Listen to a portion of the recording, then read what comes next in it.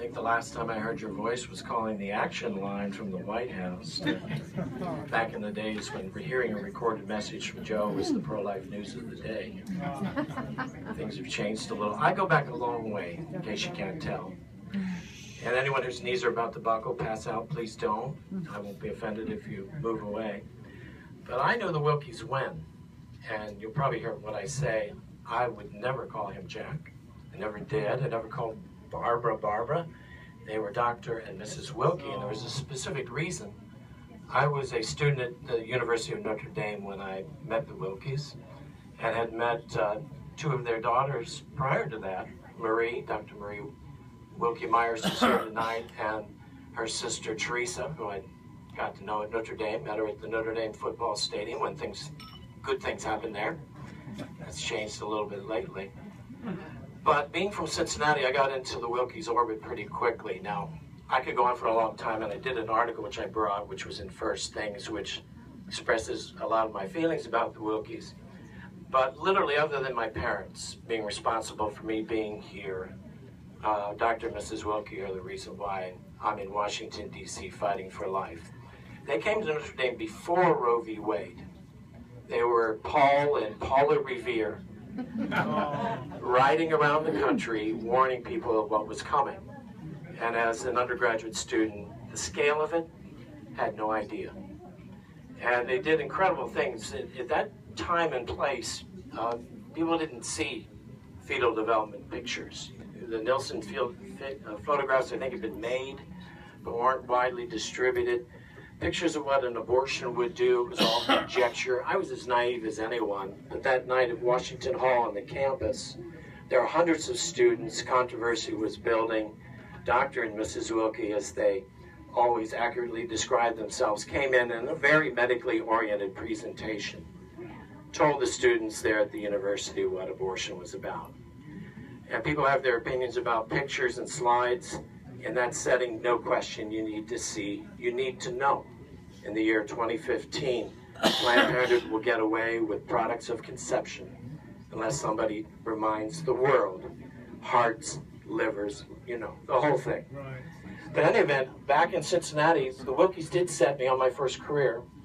I got a house painting job for Dr. Willke and worked on one of the family, I think it's his mother's house there, where his medical office was. But he was the only person who could get away, and because I was a serious young man, calling me Chuck Boy. You're hearing it here for the first time because I've never admitted it publicly.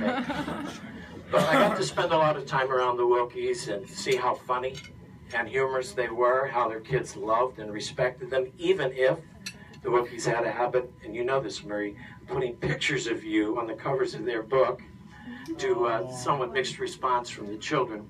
So the Willkes brought lots of people into their home. You know, they're known for the slogan, why can't we love them both? Yeah. It's not a rhetorical question.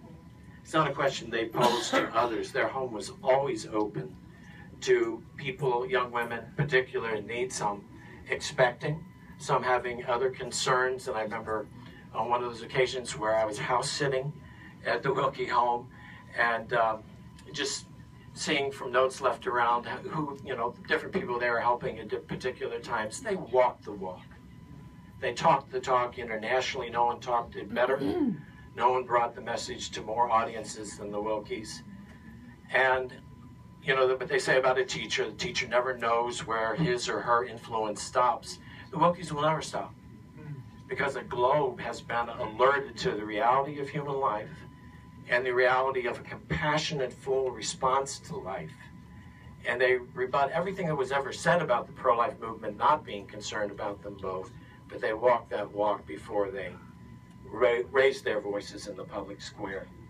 So it was an honor to know them. In the article I did for First Things, I recalled, and I'll recall it again here tonight, the last time I saw them because it was so prototypical. I can't remember, it might have been a 115 related event. It was late at a hotel here in DC. I was exhausted. I was feeling my age. Let me say, Jack and Barbara weren't. They were always laughing and smiling, and never more so than when they were in together. So they're getting in their cab, and they said, I don't think they said Chuck Boy, but they said, come ride with us. Where you headed? And I was probably going back to the office. So I climbed into the front seat, they're in the back seat, and we talked about the future of pro-life.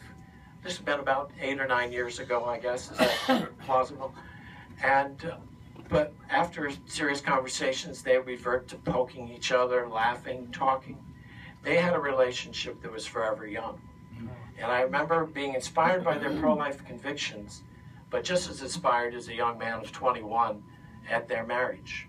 And it was never a doubt in one's mind, my mind certainly, that it would go as long as God gave them breath.